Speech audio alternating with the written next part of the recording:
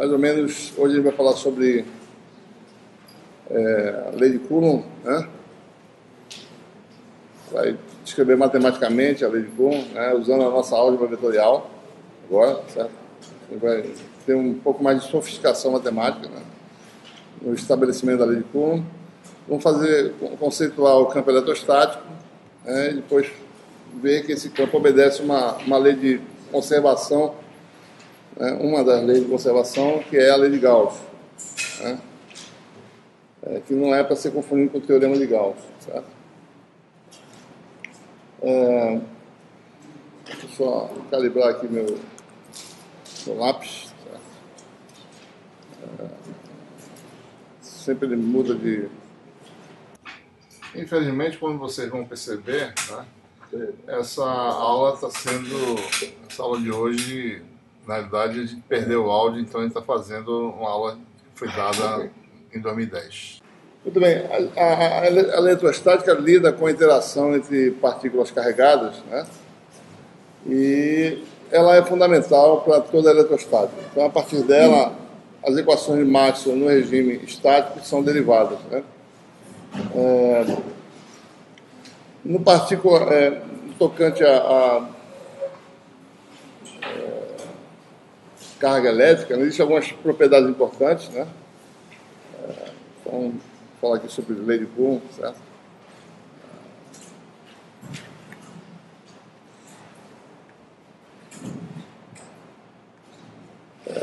Então, o nosso tema inicial, lei de Coulomb, e a gente está interessado em analisar os fenômenos inerentes à interação de corpos eletrizados, né? E no tocante à carga elétrica, né,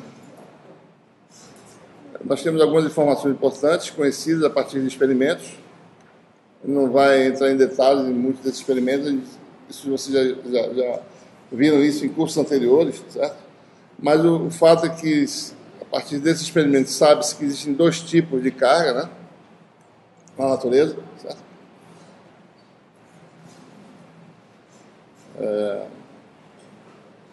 E para você diferenciar os tipos de carga, você atribui um sinal, né? Então, carga é um parâmetro escalar, certo?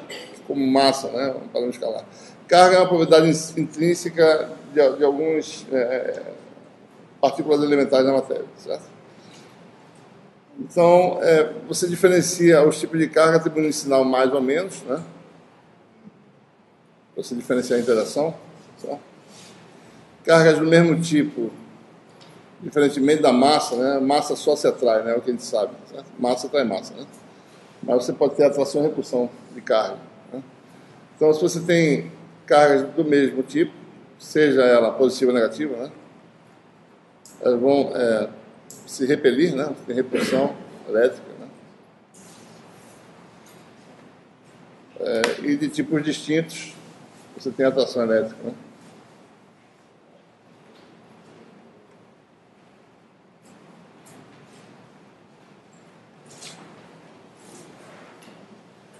Historicamente, o elétron, que é uma partícula elementar, recebeu o sinal negativo de carga, né? Mas nenhum problema ocorreria se você mudar o sinal. Poderia ter atribuído ao elétron o sinal positivo e ao próton, por exemplo, o sinal negativo, né?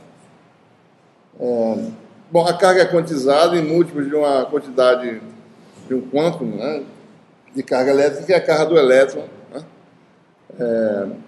E a carga do elétron vale no sistema SI, que é o sistema que a gente está utilizando nessa disciplina, sistema internacional. A carga do elétron vale aproximadamente, né, arredondada, 1,60, né, vezes 10 a menos 19 coulombs. E o coulomb é a unidade de carga elétrica do sistema internacional. Então, o seu valor mínimo de carga você pode obter, certo? E uma propriedade importante é o princípio da conservação da carga, né?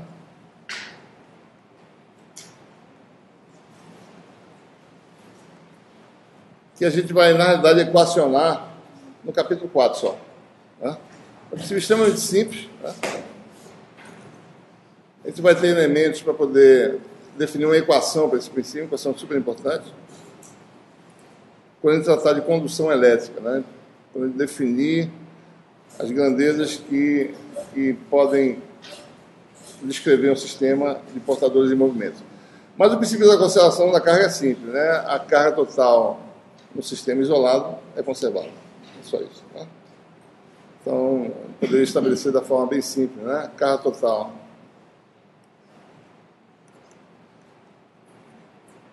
em um sistema isolado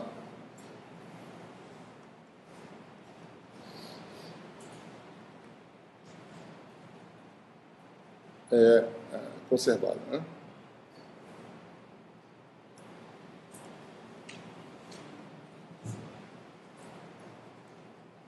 Esse é um princípio extremamente importante, apesar de ser simples, tem uma equação, tá certo? Que envolve grandezas de campo e que descreve esse princípio. Por um sistema isolado, a gente tem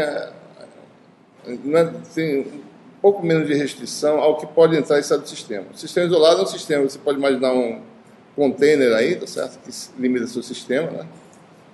Então, esse sistema está isolado, digamos, a passagem de matéria, né, para dentro e para fora, certo? Mas ele não precisa estar isolado à penetração de radiação eletromagnética. Ele pode ser permeável à passagem de radiação. Por exemplo, né, uma caixa de vidro, tá certo? Fechada, né?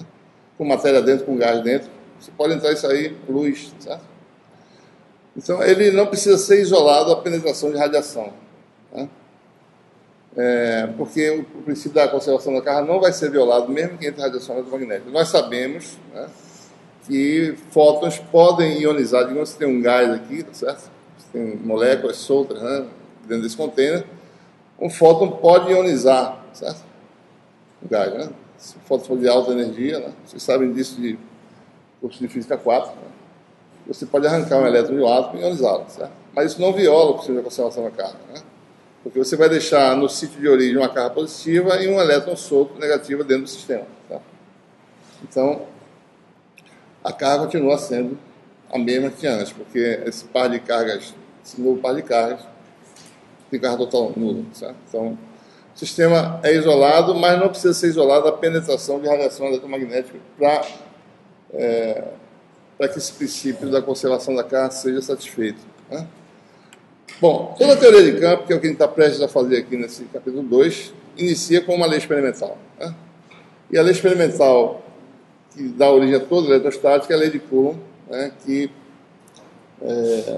lida com a interação de cargas pontiformes, né? Ou seja, cargas cujas dimensões são pequenas em relação à distância de separação. Certo? Então, no final do século XVIII, Coulomb elaborou uma balança extremamente sensível para medir pequenos esforços, a balança de torção, né? E ele pode verificar, entre outras coisas, que a força de atração ou repulsão, né, entre partículas eletrizadas obedecia ao princípio da lei do universo quadrado à distância, né? E também observou que a força é proporcional à magnitude das cargas, né? E com uma constante de proporcionalidade que depende do meio material. Eu vou mostrar aqui um videozinho rápido, tá certo? Para mostrar mais ou menos como é que essa balança é. Na página da disciplina tem, tá certo, um artigo do Martinez que fala sobre esse trabalho, tá, inclusive fala que é extremamente difícil de reproduzir, né? O tipo de medição que foi feita, mas é interessante, quando vocês tiverem a oportunidade, vocês darem uma lida, tá certo? Não sei se dá para ouvir, mas tem legenda, acho que dá para ler também. Vamos ver aí, certo?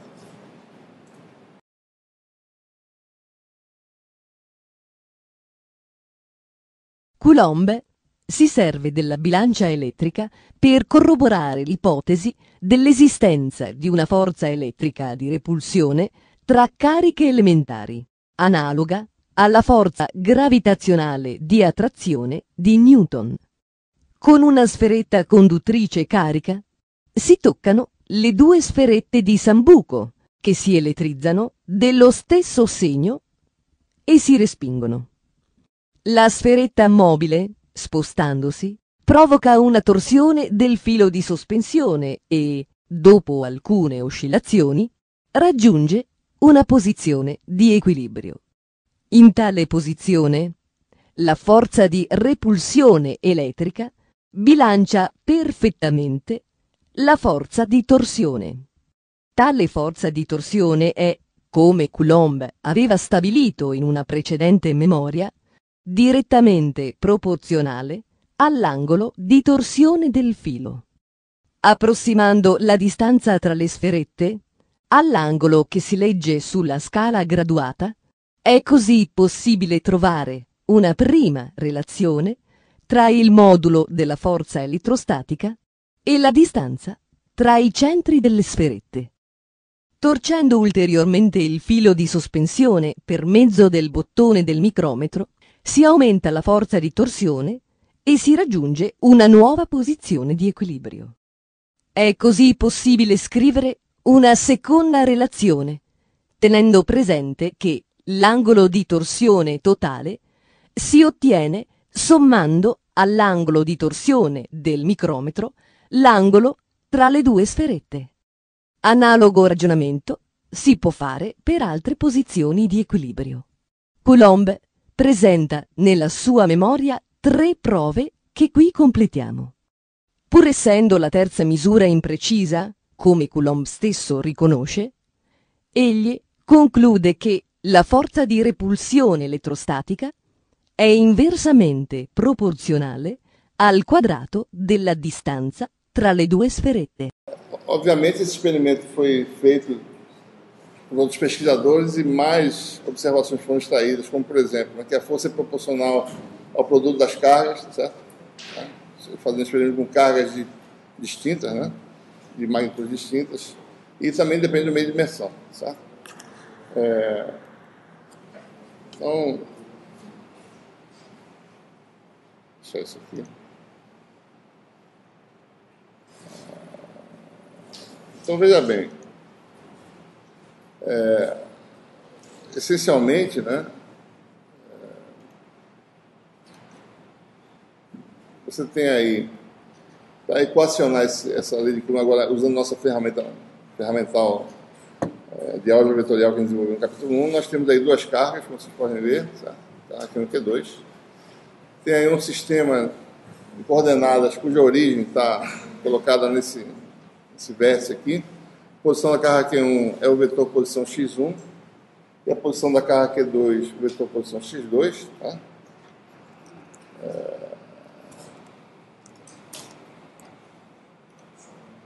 E a gente pode assim obter que, seja, usando já no nosso sistema, né, nosso sistema de unidade internacional, já colocando as coisas nesse sistema, certo? A gente pode colocar que a força de interação entre 2 cargas Q1 e Q2, pontiformes, né? É claro que quando as dimensões começam a ser da ordem da distância, então uma formação baseada nessa formação, a força vai ser calculada baseada nessa quebrando o sistema em cargas elementares pontiformes, né? Então a força que 1 exerce sobre 2, digamos F12, é dada por uma constante, né, chamada de K, certo?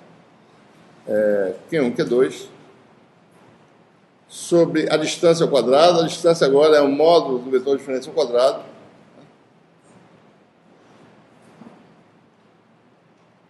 E dirigida ao longo da linha que une as cargas, né?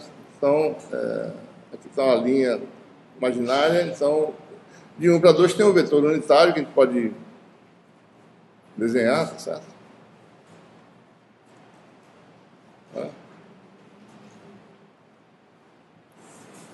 Chamar de A12. E esse vetor unitário simplesmente é o vetor de diferença sobre módulo, né?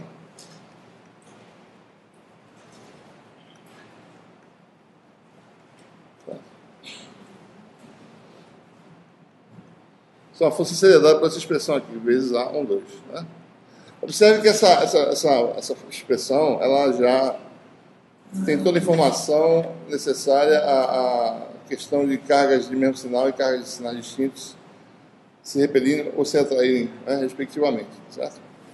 Então, aqui, por exemplo, né, o vetor unitário que vai de 1 para 2 é A12. Se as cargas têm mesmo sinal, seja esse sinal positivo ou negativo, esse produto aqui é positivo, né? Então, a força que 1 exerce sobre 2 é uma força no sentido de A12, ou seja, uma força e repulsão, certo? Se ambas forem negativas, se ambas forem positivas. Da mesma forma, se o produto for negativo, se as cargas tiverem sinais opostos, a força é no sentido de menos a 1, 2. Então você tem a força que 1 faz sobre 2 no sentido oposto, né? No caso aqui seria, no caso em que o produto de carga seja negativo, a força seria no sentido oposto ao sentido de A1, 2. Né? Então essa expressão já incorpora o sinal, a questão da interação entre tipos, mesmo tipo e tipos distintos de carga, certo?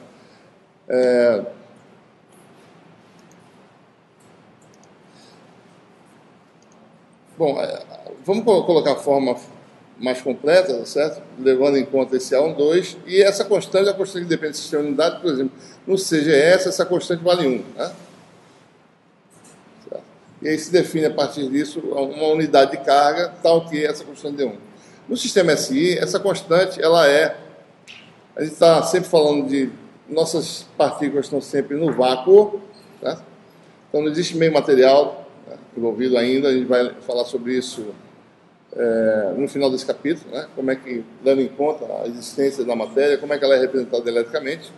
Mas no sistema SI, essa constante ela tem uma forma, né? Dada por essa expressão, e esse parâmetro epsilon zero, né? É chamada permissividade elétrica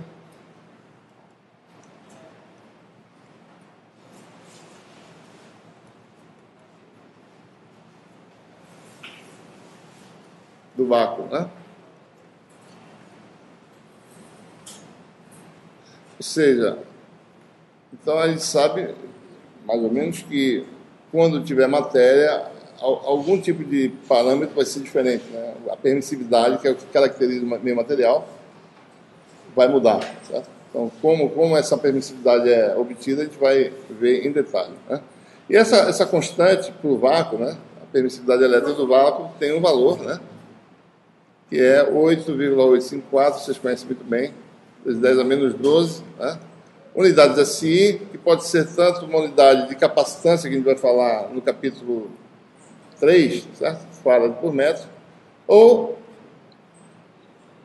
as unidades mecânicas que você extrai da lei da força, né?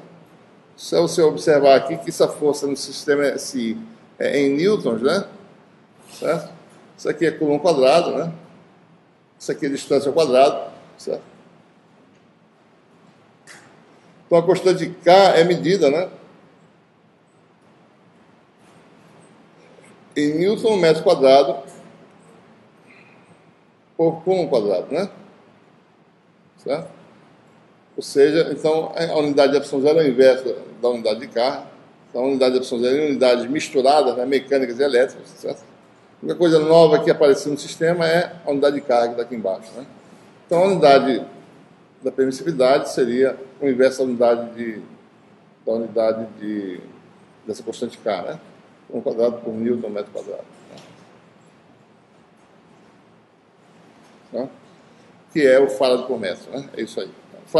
O farad por metro vai ser usado eventualmente, né, depois, tá certo? Porque você já tem totalmente unidades elétricas, né? Você não fala mais em newton, né?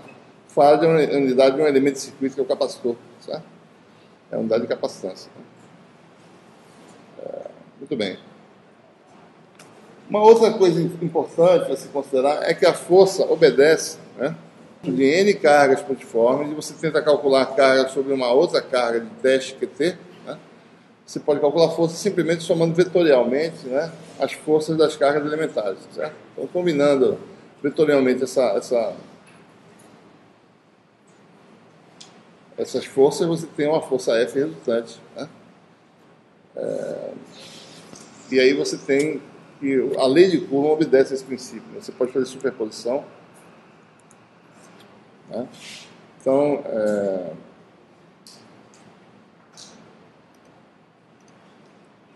tem aí um grupo de cargas, certo?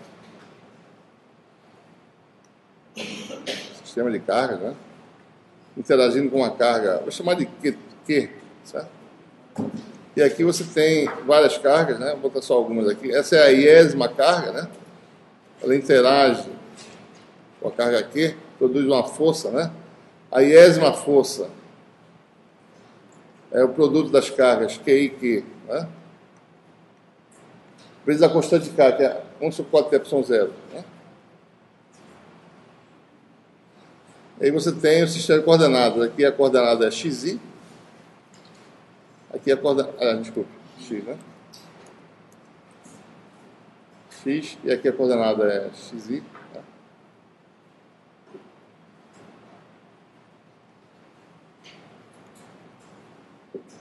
Agora, já colocando o vetor unitário aí, tá certo? O vetor aí, aqui vai se dar um quadrado vezes um módulo, né? Da curva, e aqui dá o vetor x menos xi, né? Tá? Essa é a forma da lei de Coulomb agora, tirando o vetor unitário x aí. Tá? Essa primeira força é a soma das forças, né? Então, a força resultante F, que a gente falou lá, certo? Seja ela de repulsão ou atração, dependendo da distribuição de sinais de carga no sistema, né? Isso aqui vai dar a soma. E digamos que você tem N cargas aí, igual a 1 até N, né? Posso até colocar o Q do lado de fora, que não depende da soma, né? Você tem aí QI, x menos xi, né? Sobre a constante, podia sair, mas deixar ela aqui, por enquanto. X menos xi ao cubo, né? Certo? Então você tem essa. Aí você pode agora generalizar, você botar várias partículas, cargas pontiformes juntas, você pode formar um corpo macroscópico, né, eletrizado, e calcular a força por superposição. Né? Ok? Muito bem.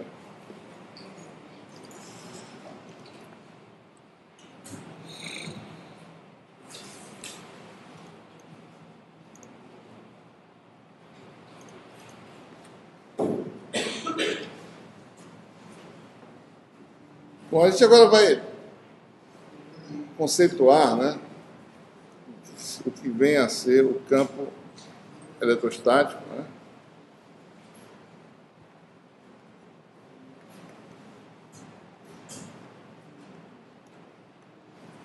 Então, o campo eletrostático é um conceito importante que permite dizer se existe uma influência elétrica na região do espaço, certo? Então, suponha que você venha no espaço e coloque uma carga de teste, chamada de Q, nessa região do espaço. Tá? Se essa carga sentir alguma interação de natureza elétrica, né, essa carga vai ser puxada ou afastada em direção a alguma parte do espaço. Né? Então, disse que tem um campo, né, nessa região. É um campo de natureza elétrica, certo? E esse campo tem que ser uma grandeza independente da carga, certo? Então, digamos que você tem a carga, chama carga de teste positiva, né? Você meça sobre essa carga, devido a um grupo de carga que está na vizinhança, uma força F, certo? Como a gente acabou de mostrar, né? Tá? Então, ele define o campo elétrico, tá certo? Como sendo exatamente essa razão, a força por unidade de carga. Porque nós sabemos que a força sobre essa carga é proporcional a essa carga, a magnitude dessa carga, certo? Se eu dividir pela carga, eu tenho aí uma grandeza, certo? Que só depende desse grupo de cargas que está produzindo o efeito, que está causando essa influência. Certo? Então, se eu meço essa força F e faço a razão F sobre Q, né, eu tenho que tomar também o cuidado, se eu fosse fazer um experimento, de forma que essa carga seja tão fraquinha, certo? De forma a não perturbar, né, o campo originalmente presente, certo? Então, eu tenho que tomar esse cuidado, né, num experimento, certo? De forma a não, né, pegar as linhas e puxar, certo? Excessivamente. Então, nesse limite dessa carga muito pequena, isso aqui, por definição, vai ser o nosso, que a gente vai chamar de o campo elétrico, né? Certo? No momento, ele está falando só sobre no regime estático em que as configurações de carga estão estacionadas no espaço. Né? Você tira uma foto do sistema, então, naquele momento, o sistema está estacionário. Obviamente, se você bota um grupo de cargas próximas, eles vão se atrair, vão se movimentar, tá certo? Mas aqui na eletrostática, a gente imagina que pega aquele grupo, deixa ele parado ali e vê o que acontece. Né? Então, esse campo é chamado campo eletrostática, né? Unidades dessa grandeza, unidades de força por unidade de carga, ou seja, Newton por Coulomb. Por enquanto ainda unidades estão misturadas, né, com unidades mecânicas, tá certo? Então vamos só explorar um pouco mais esse conceito de campo, certo? Por exemplo, uma carga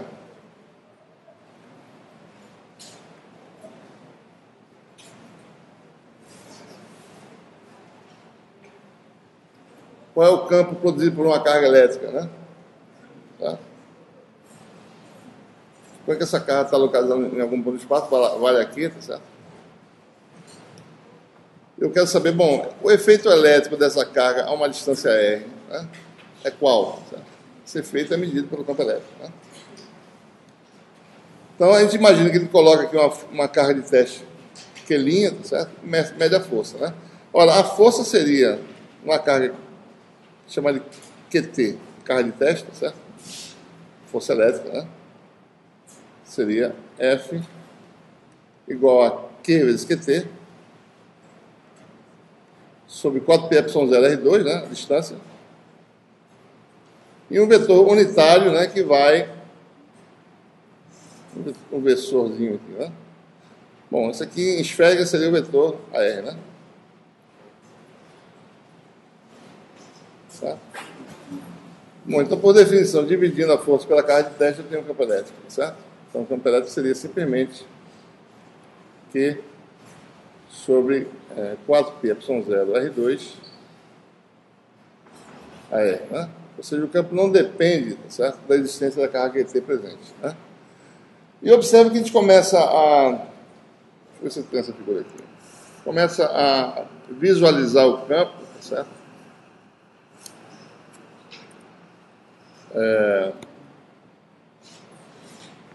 Dessa forma, né? A gente começa a olhar, ou seja, a partir da presença de uma carga no espaço, né? Essas linhas que a gente está representando aqui, tá certo? Parecem divergir da origem, né? Essas linhas são chamadas linhas de campo, né? Elas têm um significado, né?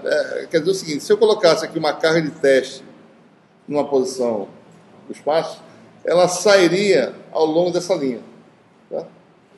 Ou repelida ou puxada. Se eu colocasse uma carga positiva aqui, ela ia desviar, ia se afastar, certo? Ao longo dessa linha radial, né? Se eu colocasse uma carga aqui, ela ia se afastar dessa forma, certo? E assim por diante, né? Se a carga fosse negativa, ela tenderia a se aproximar, né? Então, essas linhas são linhas que a gente desenharia para uma carga positiva. Então, uma carga positiva é como se ela gerasse linhas de campo, certo? Que divergem da origem, né? Se essa carga fosse negativa, certo? Então, se eu colocasse uma carga de teste positiva aqui, essa carga de teste tenderia a se aproximar em direção à carga aqui. Então, as linhas que nós desenharíamos seriam linhas dirigidas para o centro, certo? Elas pareceriam sumir, né, na origem, certo? Convergir para a origem, né? E a gente começa a ver a questão de fontes e sumidores de linha, né? Uma carga positiva é como se fosse uma fonte de linha. Então, a gente tem aí esse conceito de linha de campo. Por exemplo, se eu colocar uma outra carga aqui, certo? Digamos, menos Q, né? E se eu colocar uma carga de teste aqui nessa região, certo? Ora, vai ter um compromisso entre a força produzida por essa carga e a força produzida por essa carga aqui, né? Então, a forma como essa carga vai se mover inicialmente depende, né, de onde ela está no espaço, certo? Então, se você traça o lugar geométrico dos pontos, né, que representam a direção da trajetória inicial da carga de teste, você forma, né, curvas no espaço que são as linhas de campo correspondentes. Então, nesse caso aqui, eu teria algo assim, mais ou menos, certo?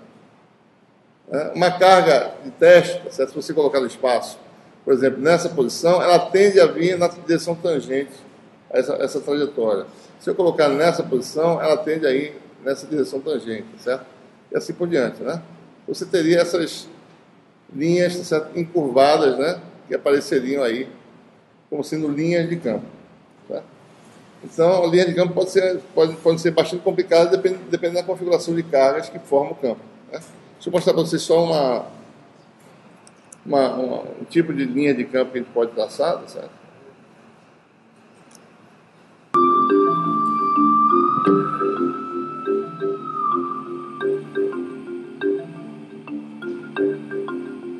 Vocês observam que tem 3 cargas aí de mesmo sinal, certo? E uma de sinal diferente. As cargas de baixo aí são cargas do mesmo sinal. E ali elas se repelem, né? E vão em direção à carga que está lá em cima, certo?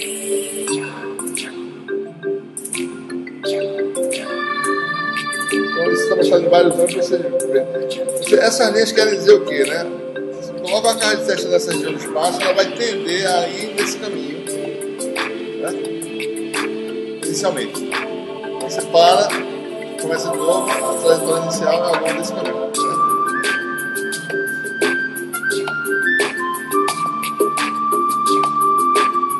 Isso aí foi calculado usando um aplicativo, quer dizer, colocando as formas e calculando a linha de campo. Algo que talvez vocês façam também, certo? Então, vai analisar isso. Bom.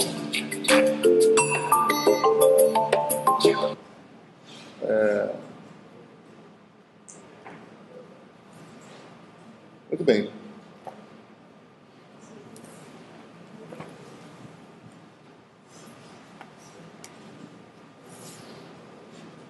A gente agora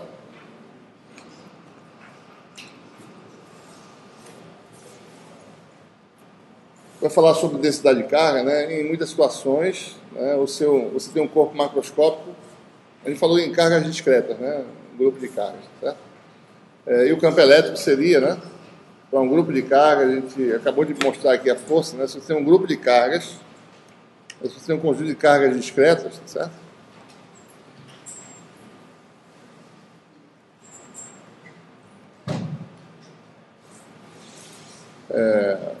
N cargas discretas, a gente calculou a força desse grupo de carga numa outra carga, então a gente sabe calcular a força, certo? Então, se a esma carga aí está na posição xi, né? Então, o vetor campo num ponto x do espaço, né? Observe que eu não estou traçando os vetores de posição até a origem, certo? A origem está em algum lugar aí, não tem muita importância no momento. Então, esse grupo aí de N cargas, né, produz num ponto x do espaço um campo elétrico, que é a força que esse grupo exerceria numa carga de teste sobre a carga de teste. Então a gente já mostrou essa expressão, tá certo? Então o campo num ponto x é uma função das variáveis, né? X, tá certo? Soma I igual a 1 até n. É aquele termo, aquele fator dentro da soma, né? Aqui tinha a carga do lado de fora, carga de teste. Então QI, x menos xi sobre 4π0 x menos xi ao cubo, né? Lembre-se, isso aqui é sempre terceira potência mais a lei inverso quadrado da distância, né? Porque essa outra potência vem do vetor unitário, vetor diferente sobre o módulo dele, certo? Então a dimensão é inverso quadrado da distância ainda, né? Então, para qualquer conjunto de carga discreta, a gente sabe calcular campo elétrico. E, sabendo calcular campo elétrico, eu posso calcular força em qualquer coisa, sabe? Se eu tenho grupos de carga, eu calculo a força mútua entre pares de carga, somo, vetorialmente tem a força elétrica. A questão é a seguinte: quando você tem muitas cargas, né, juntas, né, tão próximas, na escala de medição que nós estamos utilizando, certo? Então, imagine, né, em 1 milímetro, tá certo? Num material, num corpo eletrizado de alta densidade, né, pedaço de madeira, o que seja, certo? Existem muitos átomos, né, num milímetro cúbico, tá certo? Então, tudo se passa como se essa distribuição de cargas, onde ela existia, ela fosse distribuída continuamente. Então, a gente pode falar do conceito de densidade de carga para determinar carga num determinado elemento de volume. Então, se você tem um corpo macroscópico, né, ocupando aí uma região do espaço V, se você mede num elemento localizado num ponto qualquer, certo? Do elemento. Agora eu vou chamar qualquer ponto que varra um corpo macroscópico, né, vai denotar pelo vetor posição variável linha, certo? Então, x', né, varre um elemento de volume, né, o volume do corpo material. Então, se a carga aqui é dq, e se esse volume é dV', né, a densidade de carga volumétrica, por definição, tá, é essa razão. Tá? Então, nesse regime, isso aqui é medido em coulomb por metro cúbico. Né? Tá? A gente vai denotar pelo símbolo ρ, né? A letra grega ρ, tá? E essa definição. Isso quer dizer o que é isso? Se eu souber o volume dV', eu calculo a carga dq simplesmente fazendo ρ vezes dV'. E aí eu posso, inclusive, calcular a carga total do corpo macroscópico, a carga Q, certo? De que forma? Integrando isso aqui, né? Que é integral no volume de ρ dV'. Né? Uma integral tripla, né, que a gente tratou no capítulo 1, certo? Ora, e qual é o campo produzido no ponto do espaço? Por esse grupo de cargas continuamente distribuídas no volume V. Né? Então, se você está num ponto qualquer do espaço, tá certo? Dentro ou fora do volume, não importa, né? Lembre-se que a eletrostática é cargas no vácuo, certo? Então, o nosso corpo eletrizado, ele é composto de cargas e ele é perfurado com vácuo. Então, o meio que permeia esse corpo eletrostático é o vácuo, que é a verdade, é a realidade, né? A matéria é feita de cargas separadas, né, por distâncias interatômicas, né, pelo vácuo, certo? Meia dimensão é o vácuo, essencialmente, certo? Então, o campo total, o campo desse elemento de carga dq no ponto x vai ser simplesmente uma contribuição, né, dE, que é a contribuição desse elementozinho, que é dq, né, sobre 4πε0 módulo ao cubo, módulo da distância, né, x menos x' ao cubo,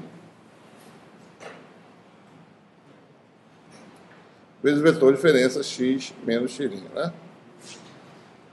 Essa é a contribuição de um elemento de carga dE. E utilizando a função densidade, né, usando essa expressão, você tem, isso aqui vai ser dV', né? Densidade de carga, que pode ser uma função da coordenada, tá? Vetor de diferença sobre 4πε0 módulo ao cubo. Então, se eu sei calcular o campo, a contribuição de um elemento de volume para o campo, né, o dE, eu posso calcular o campo somando, mas só que a soma é contínua, então é uma integral. Né?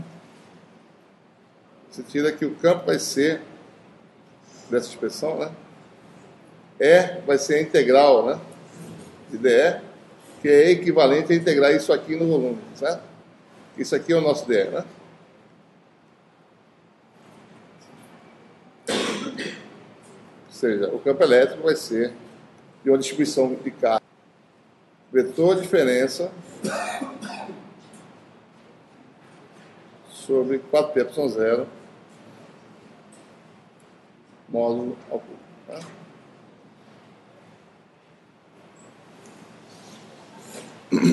Certo? Então, a partir de agora, nós temos uma expressão geral para qualquer distribuição de cargas. Se você tem cargas discretas, a soma a integral é uma soma, né, no índice que varre o conjunto de cargas discretas. Na aproximação em que a distribuição é contínua, certo? A soma se transforma em integral, dada por essa expressão aí. Tá? Então, a gente pode calcular o campo de qualquer situação agora, no vácuo, né? Cargas no vácuo, a gente pode calcular em qualquer situação. E observe, né? Tudo isso está sendo decorrência da lei experimental de Coulomb, tá? Daquela lei de Coulomb do final do século XVIII. Tá? É importante também observar que existem algumas situações, né? Não, a gente fala mais mais adiante sobre isso. Vamos fazer um exemplo de cálculo de campo para vocês verem como... Observem, né? O que a gente está vendo aqui, vamos relacionar com as coisas que ele falou no capítulo 1. Nós temos aqui a integral de um vetor, certo? Isso aqui vai dar um vetor, né? Então, no fundo, a gente está calculando aqui 3 integrais, que o vetor tem 3 componentes, certo? Rigorosamente, ele decompõe em 3 componentes aqui, calculados em integrais, certo? Outra observação, quantos parâmetros a gente precisa ter conhecimento nessa expressão, né? A gente precisa saber representar como é que é um elemento de volume no sistema de coordenadas que você vai trabalhar, certo? Você precisa identificar se a sua carga tem uma densidade que varia ou não dentro do seu volume, certo? Por exemplo, se essa densidade de carga não variar, esse parâmetro sai da integral, certo? Mas se variar, você tem que saber como representar essa variação como função das coordenadas, né? E um outro elemento que aparece é o vetor x, que é um vetor fixo no espaço, certo? Ele não varia na integral, ele não é variável de integração. E, por fim, o último elemento que a gente precisa saber é o x', que é um vetor variável. Então, para você saber calcular o campo elétrico, você precisa varrer x' dentro do seu volume, tá certo, de integração. E, como resultado, você vai obter uma função, ou seja, um campo vetorial, que é o nosso campo elétrico, que é uma função das coordenadas x, y, z, no caso, né? Ou seja, do vetor posição x. Então, x é fixo, x' é variável. Então, é importante saber a diferença de o que é fixo e o que é variável para se calcular essas coisas, certo? Então, relembrando, só tem 4 coisas que você precisa saber bem: elemento de volume, densidade de carga, o vetor fixo e o vetor variável. Tá? E a quinta coisa é como representar qual o sistema de coordenadas mais adequado para representar a minha distribuição de carga e calcular o campo elétrico. Certo? Então, vou fazer um exemplo de cálculo de campo, para vocês verem, né, todas as etapas necessárias, né, a se resolver o problema, certo?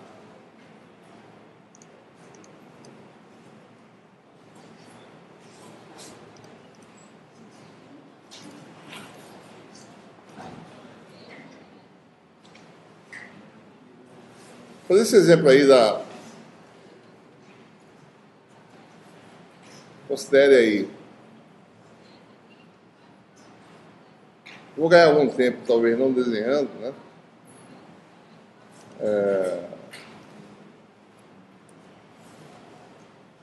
Considere esse exemplo aí, tá?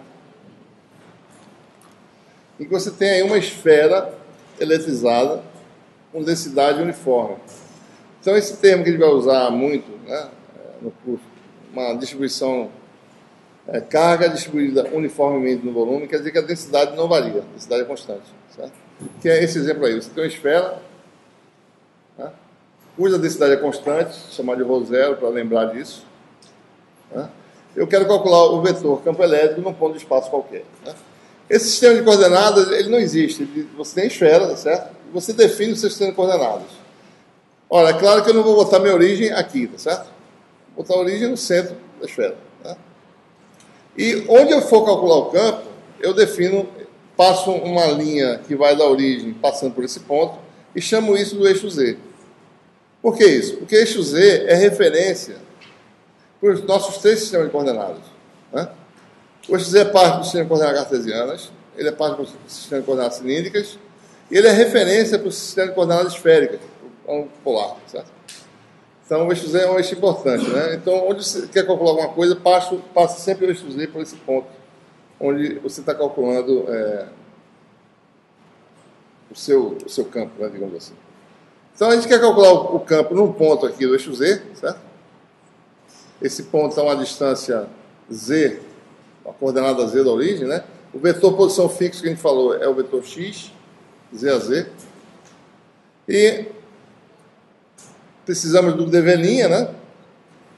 Pela simetria da distribuição, vai ser mais interessante trabalhar com o sistema de coordenadas esféricas, ou seja, na integração, a gente tem aqui um elemento de volume esférica, né? Tá? Esse elementozinho aí, né? dv', né? Tá a uma distância aí, r' da origem, certo? Aqui dá r' ao quadrado. Seno θ', que é tudo linha, né? Para lembrar que essas coisas variam, tá? Θ', dr', dθ',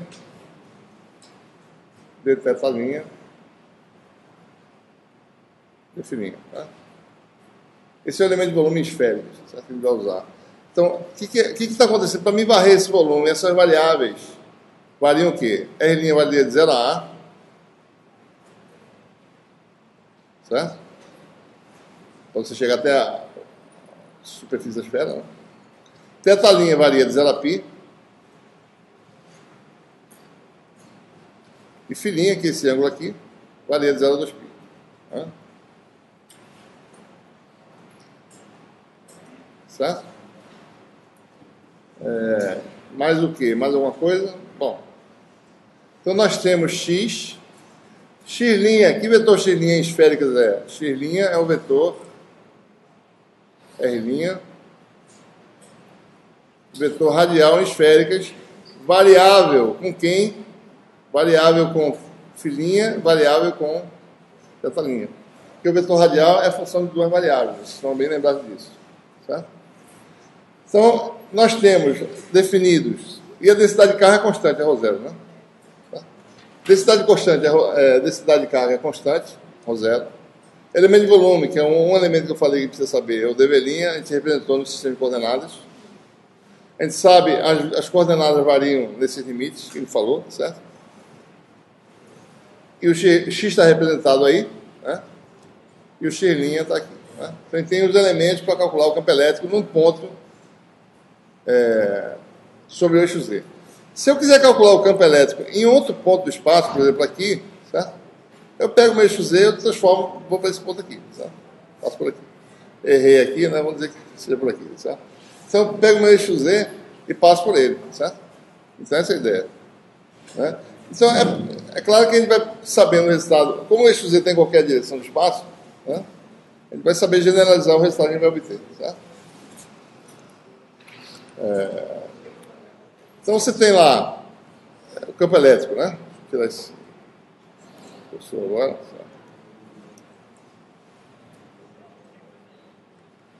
Vai ser ρ0, né? A constante que saiu, tá certo? E as constantes que saem sobre 4π são 0. Integral, né? Φ' varia de 0 a 2π, R' varia de 0 a A, né? Vou botar R' primeiro aqui. Então, você tem um elemento de volume já quebrado aqui, R' ao quadrado, dr'. Né? Θ' varia de 0 a π. Aí você tem aqui um seno de θ', de θ'. Eu vou continuar aqui, tá, pessoal? E aqui, integral de 0 a 2π, dφ'. Vetor fixo x, que é z a z. Oi? Desculpe. Dφ', né? Vetor fixo, né? R', a R'.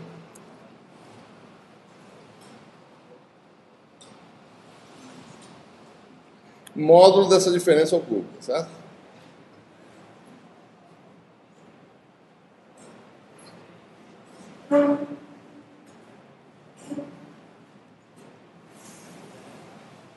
Primeiro vamos ver esse módulo aqui, né? Certo? Esse módulo, olha, aquilo que a gente falou, módulo é produto escalar do vetor com ele mesmo, raiz quadrada. Né? Então esse módulo aí no denominador, digamos o módulo ao quadrado, né? Módulo ao quadrado do denominador seria módulo disso, produto escalar dele com ele mesmo. Então vai ser esse escalar esse, que dá Z2. Esse escalar esse, menos duas vezes pelo escalar cruzado aqui. Desculpe, R. Menos 2z R'. Isso aqui está misturando coordenadas, mas é inevitável, tá certo? A coordenada z está aparecendo lá, né? 2z R', a z escalar a R'. Ora, produto escalado do vetor AZ, que é um vetor que está aqui, certo? Com o vetor R' é o cosseno desse ângulo. Tá? Então, o módulo ao quadrado vai ser Z2 mais R' ao quadrado menos 2ZR', cosseno de θ', né? Se eu quiser fazer isso aqui ao cubo, eu faço elevado a 3 meios, né? Ambos os membros, certo? Isso aqui vai dar 3 meios, tá? Você tem aí o denominador, certo? Então, observe, o denominador não é função de filinha, certo? Só de R' e de θ'. Então, o denominador aqui pode sair daqui, posso tirar ele daqui. Eu posso até talvez copiar, não, deixa ele assim mesmo. Tira ele daqui, certo? Bota ele aqui. Tá? Então eu posso ignorar a presença do denominador aqui e botar ele já para lá, tá certo? Porque ele não depende dessa variável de integração. Né? Então a gente resta calcular a integral em φ desse vetor de diferença. Vamos vir aqui para o lado. A integral de 0 a 2π.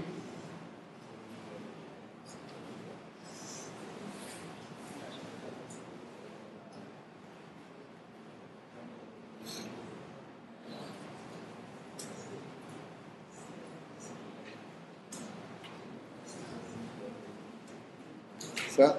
Então agora a gente tem que tomar cuidado. Isso aqui é um vetor constante, tá certo? Então ele poderia sair no integral. R' também não depende da variável de integração, mas a R' depende. Certo? Se a gente quiser calcular isso, a gente pode primeiro decompor em cilíndricas, né?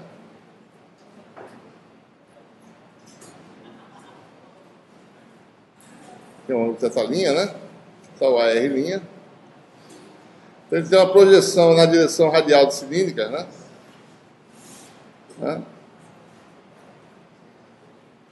Que é seno de θ'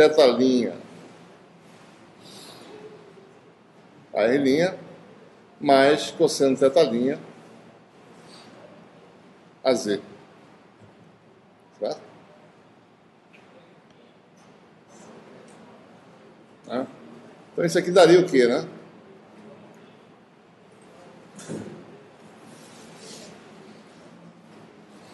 Então, uma componente aqui é cosseno de θ' Z. Então, você vai ter uma parte aqui que é integral de dφ de Z menos R' cosseno de θ' a Z. E vai ter uma outra parte que é esse termo aqui. Vai ficar menos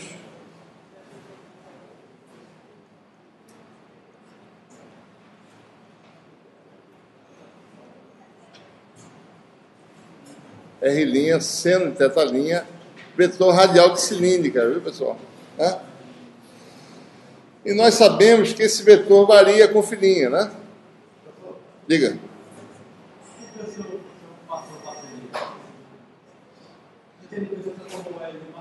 Porque para mim poder integrar uma função, eu tenho que sair expressando ela, no fundo eu precisaria expressar em cartesiana, né? Eu expressei só em cilíndricas. Porque eu sei mais um pouquinho sobre esse vetor AR' de cilíndricas.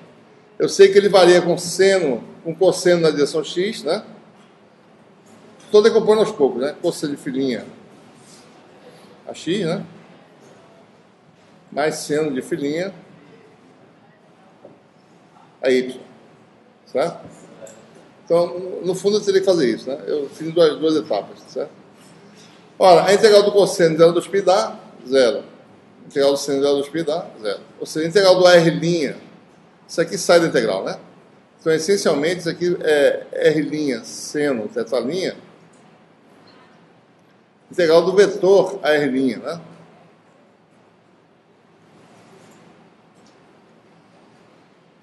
E essa integral aqui, na realidade, fazer duas integrações.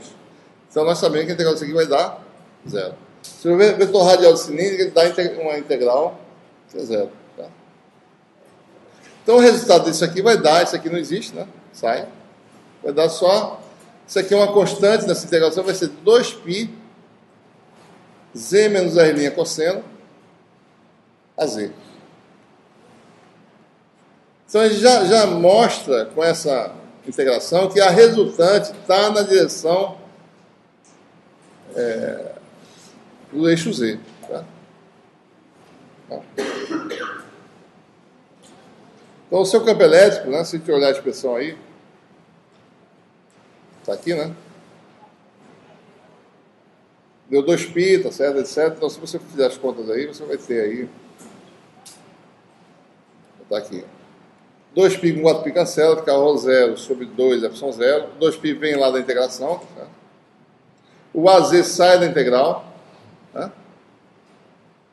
É uma constante. Tá? O que mais? Vai ficar a integral de 0 a A, R' ao quadrado,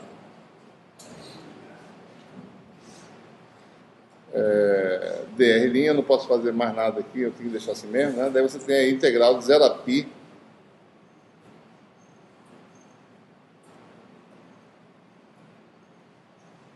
você tem d θ', certo?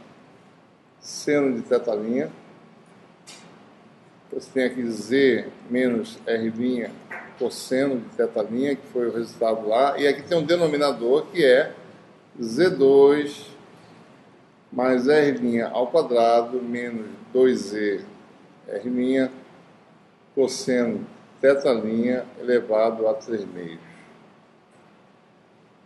Certo? A gente olha para essa integral e fala, pô, essa integral é muito difícil de resolver, né? Mas não é simples de resolver. Tá? Vocês façam isso aí depois, tá certo? Tem aqui nas notas de aula como é que faz, mas como é que faz isso aqui, né? Isso aqui faz observando, certo? Que se você chama isso aqui um parâmetro U, né? É assim que se faz, né? Eu chamo isso aqui de U.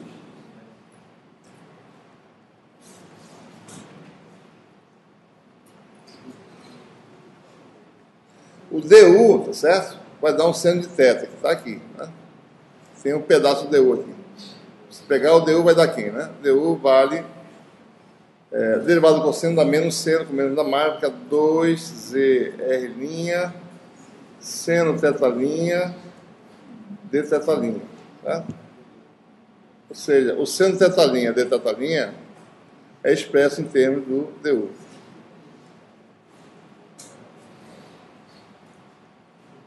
Certo? Mas falta uma parte, né? Eu tenho aqui um pedaço do DU, aqui tem U elevado a 3 meios, e aqui, isso aqui não é nada, né? E o cosseno? Bom, o cosseno se extrai daqui, tá certo? O cosseno se expressa em função de U. Tá? Cosseno θ' é igual a Z2 mais R' ao quadrado menos U sobre 2zR'. Ou seja, o que você está fazendo aqui? Só para mostrar que essa integral se transforma numa integral de potências de U. No final das coisas, mas tem umas passagens importantes, vocês percebem que não vai ser difícil calcular. Tem que só fazer um esforço mecânico aí para fazer isso, certo?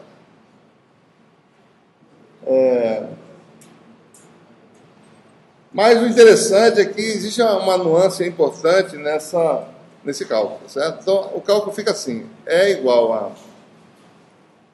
a Z, ρ 0 sobre 4ε0 Z2, integral de 0 a A. Você já resolveu a integral em θ, tá certo? Pode fazer essa combinação de integrais. Então, essa integral pode ser... Então, você pode colocar dessa forma aqui. F de R', que é o resultado da integral em θ, vezes o parâmetro que tinha antes, R' ao quadrado, né? Um R'. Já cortou um R' aí. Um R', esse R' aqui cancela com R' ao quadrado, fica um R' em cima, certo? Ele fica dR', né? Onde F de R' tem uma propriedade interessantíssima, certo? A parte mais importante é na hora de extrair a raiz quadrada. Certo? A raiz quadrada do argumento é o módulo do argumento. Essa é a coisa importante a se fazer na integral A. Como as distâncias são todas positivas, aparece lá uma raiz quadrada que tem um argumento. Esse argumento você tem que tomar cuidado para colocar a raiz quadrada do argumento ao quadrado é o modo do argumento. Esse é o detalhe importante, certo? Então, por causa disso, essa função tem esse comportamento. Ela vale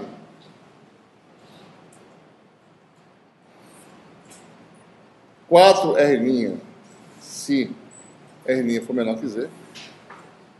Então, obviamente, o argumento envolve a diferença desses dois parâmetros, R' e Z. Né? Certo? É o que vocês vão ver quando calcular. Então, quando um é maior que o outro, você muda o sinal, você tem que garantir que a raiz quadrada dessa diferença ao quadrado é o módulo dessa diferença. Né?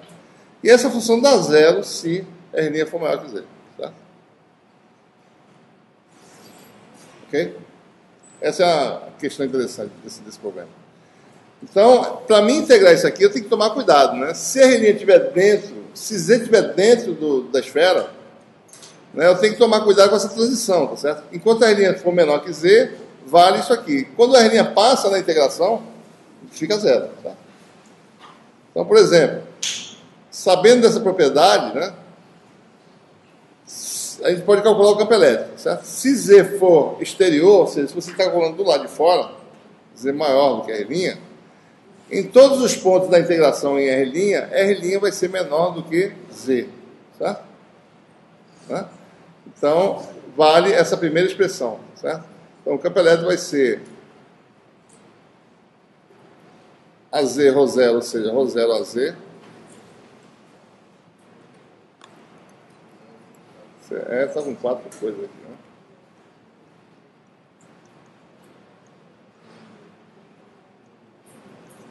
Sobre 4 ε0 Z2.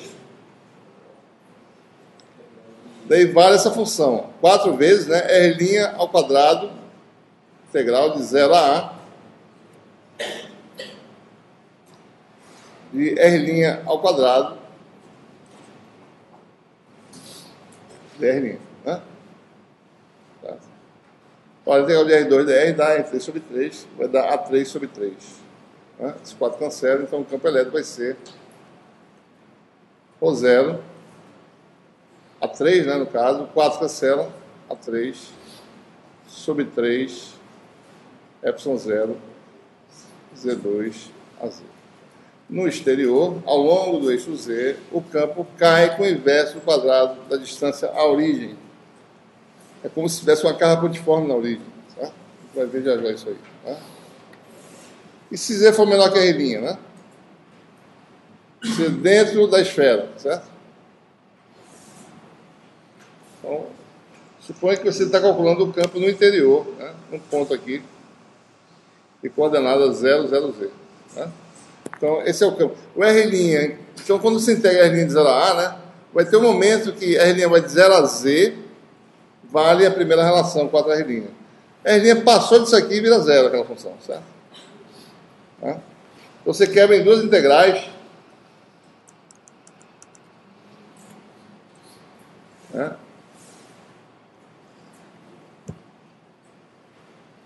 Está aqui, ρ zero sobre 4ε0 Z2 a Z.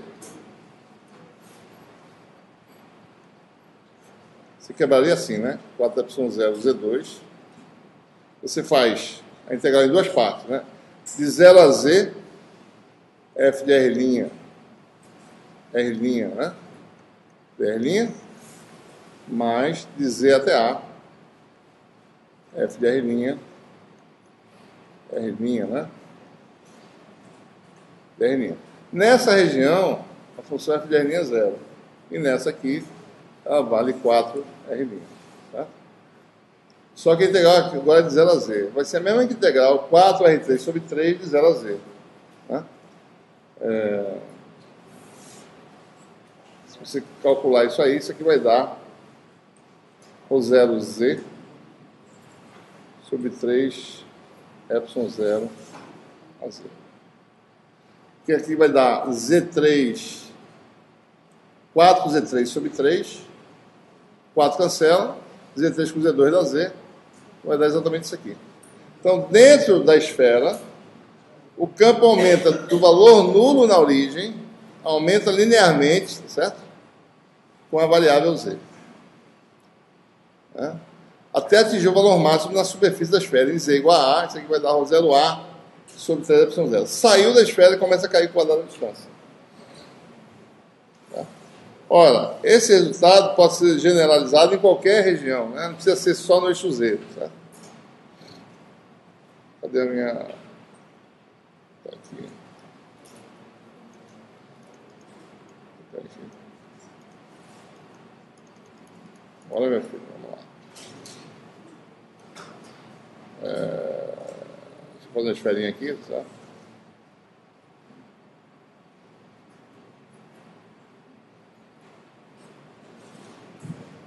Para você está esférico. Então, eu posso calcular o campo, né? Qual sendo a esfera?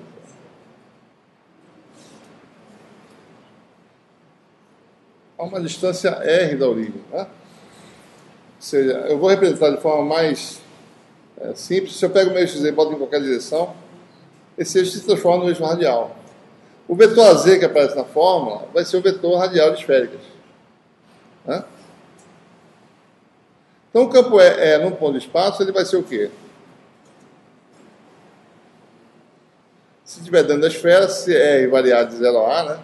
É o raio, vai ser uma relação linear, ρ0 R sobre 3ε0 a R, né?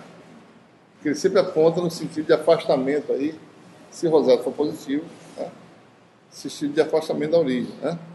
E saindo da esfera, dá aquela expressão, tira o Z, né? Chama de R, né? E o AZ vira AR. É isso que a gente está fazendo essencialmente.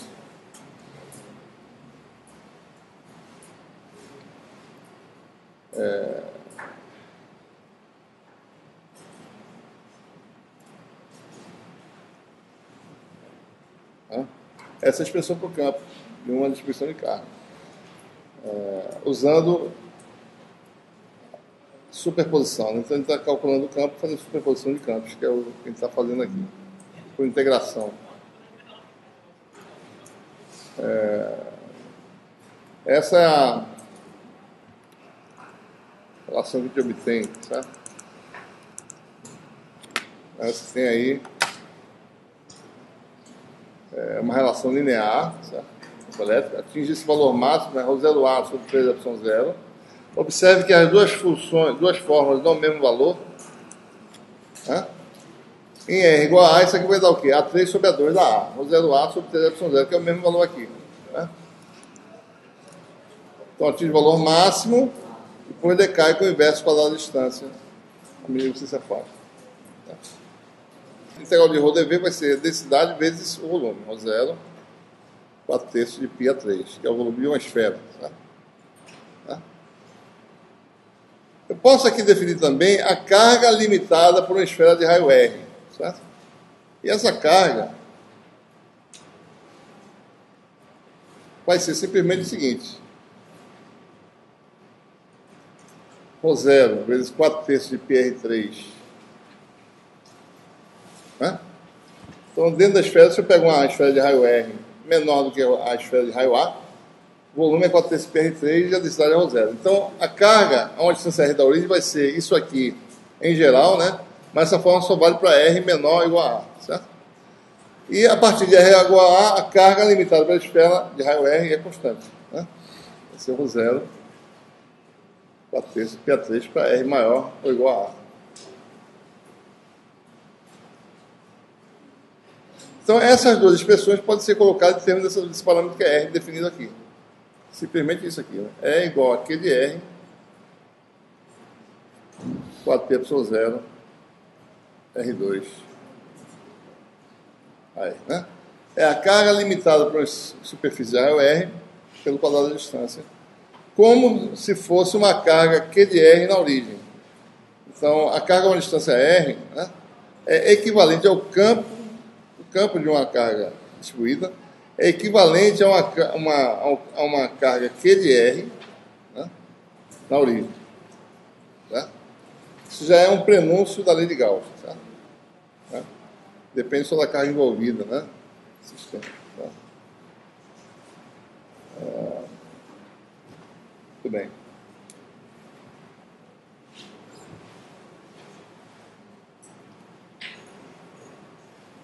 Bom, e a gente, agora, segunda parte aí. Antes de eu completar, antes de entrar na lei de Gauss, certo? Engraçado, né? O que essa página está fazendo aqui? Está no lugar errado. Gostaria só de comentar algumas outras situações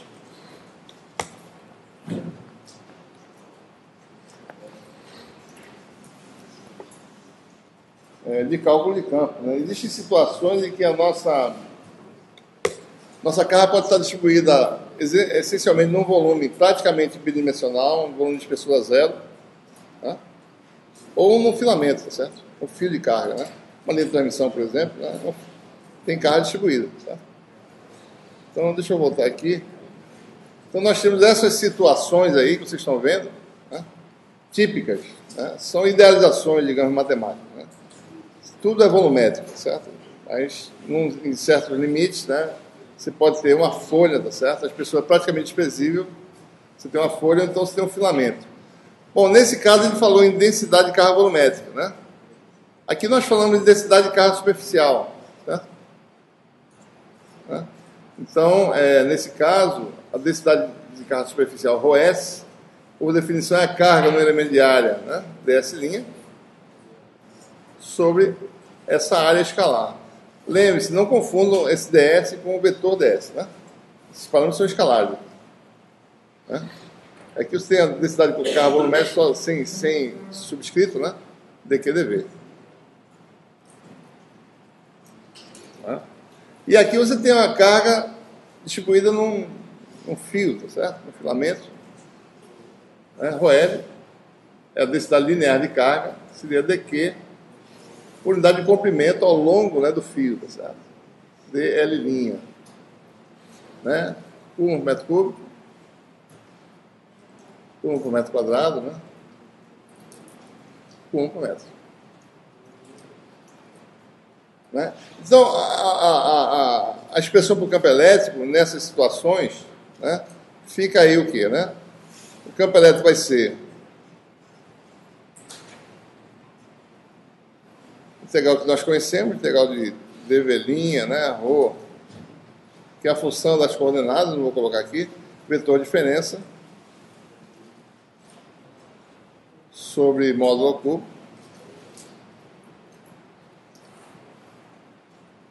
Observe que sempre tem aqui o quê?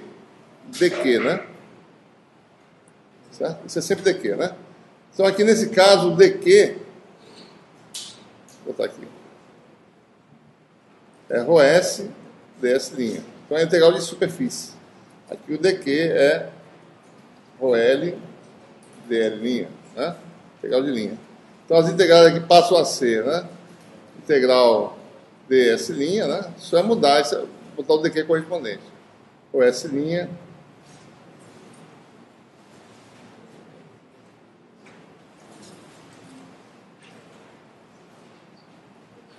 e aqui você teria, o campo seria no ponto X, né?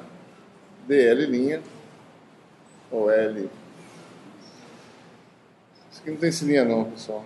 Isso aqui não existe não, certo? É ρS, né? ρS de X' e o ρl, mesma expressão, só muda o produto, né, das densidades com elemento de volume ou de área ou de caminho, né? Isso aqui é o cubo também, né? Certo?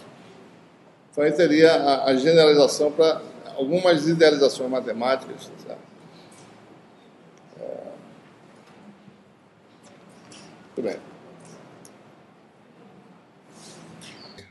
Ficamos por aqui, então.